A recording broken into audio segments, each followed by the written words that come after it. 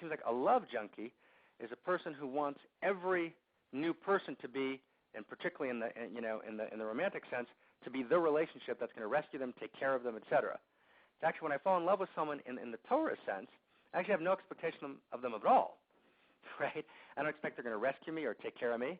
I just kind of, I meaning not just I, Mordechai, but I, every human being who's on this path, right? I revel in revealing, in participating in appreciating, in delighting in, that person's beauty. I mean, people are completely gorgeous and beautiful. And I know this is a conversation where we have a little bit of a different take. I don't know if we're still in the Levy Ford people are creeps mode, right? But, yeah. I don't think so. I don't think you really believe that. No, I believe that I have a very skeptical view of human nature, so love is not a word I use very much. Right, it's not your favorite word. No, it's not my favorite word. I had way too much of it in my upbringing, and right. I had a weekend. I spent this past weekend at Loma Linda University, which wasn't just a weekend in a different geographical place, which is about 60 miles east of Los Angeles out in the desert in a Seventh-day Adventist community, but it was also a weekend like back in my childhood. I was seeing all sorts of people from my childhood. I was seeing my father for the first time in 8 years. I was seeing other friends for the first time in 28 years. Wow. And we're talking here of a religion that is a love junkie. Christianity in particular, we're talking Seventh-day Adventism. This is what I was raised in, and it's all love, love, love. God loves you. And if something bad happens to you, it's not because God caused it, but God loves you. And I'm thinking about the Torah, where you got all these very minute ritualistic prescriptions, such as take, a sack of flour and 3 turtle doves, and there's a very profound underlying philosophy to that you and I take for granted, but 99% of the world does not. And that is, if the Torah says take 3 turtle doves and some flour, its underlying philosophy is that you can do it. Right.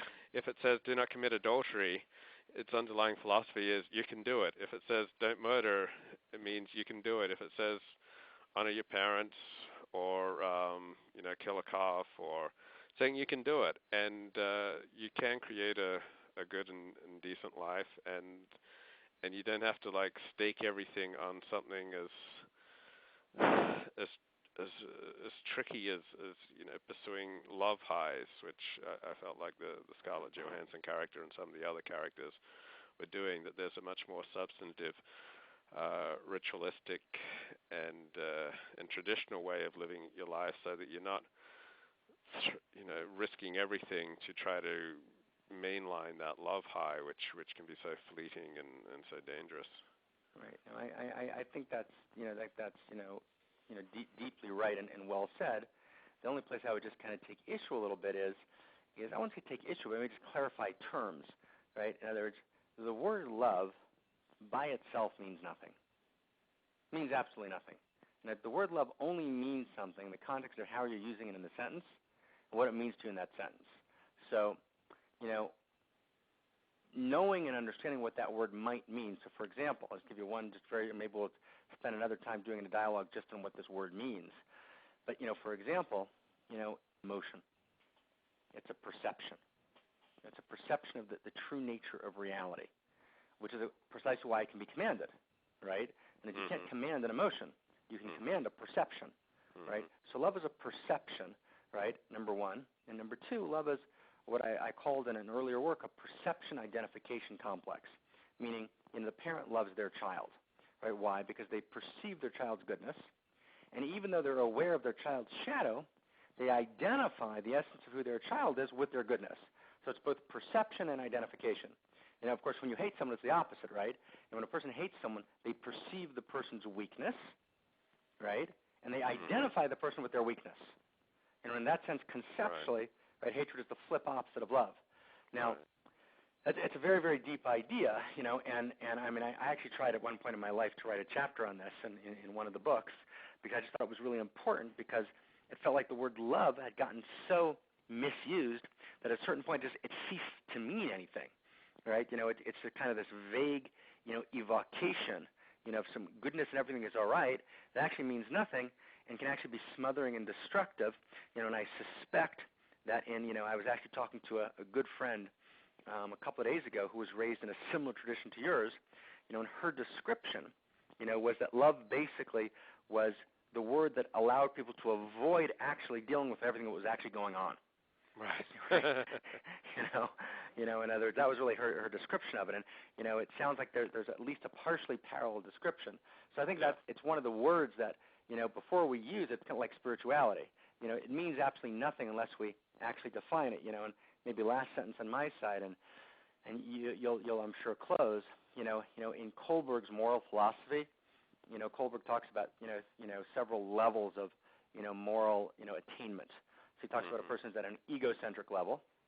That's one level of kind of morality.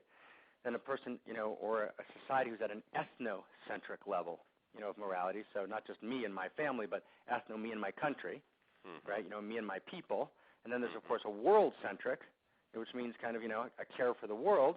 There's a kind of cosmic-centric, kind of for the cosmos. So just take for a second, two things very, very briefly. So you take the word love or the word protection, to be a protector.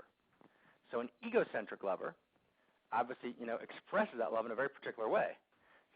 I love myself and my family, but anyone outside of my family I can deal with in virtually any way because my love has been limited to that narrowed circle of caring. An ethnocentric, right, filtered through a prism of ethnocentric morality, right, love means something entirely different.